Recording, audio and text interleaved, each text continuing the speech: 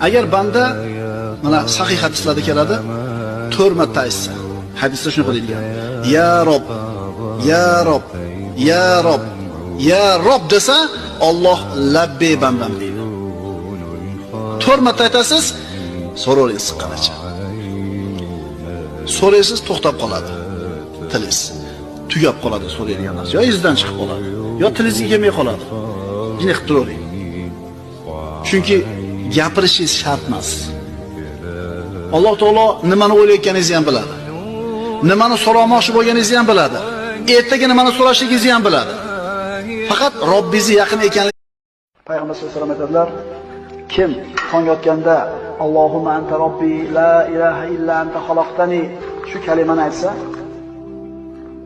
kech kirguncha o'lib qolsa, shu odam shubhasiz jannati deganlar.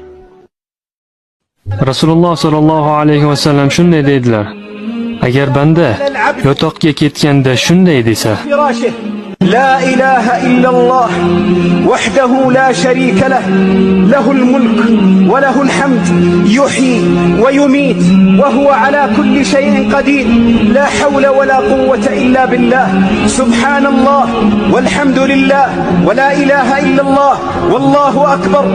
Agar banda shunday desa unga nima bo'ladi? Rasulimiz aytdilarki, Alloh uni barcha gunohlarini kechiradi. Agar u dengiz ko'pigicha bo'lsa ham. Futbolda urilgan eng tez 5 ta golni ko'rib chiqamiz.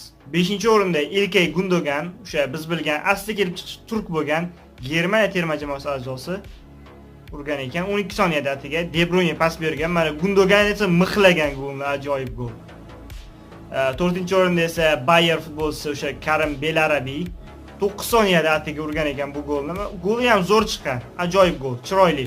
Gap bo'lishi mumkin emas golga.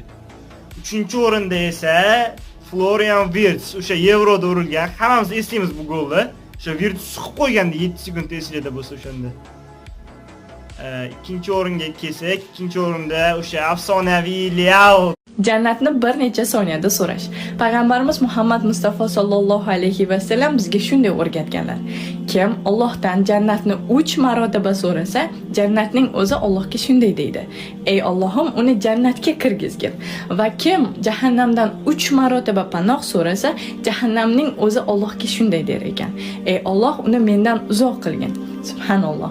Jannat sizni so'rashligi uchun duo bu: Allohumma inni as'alukal janna. Allohumma inni as'alukal janna.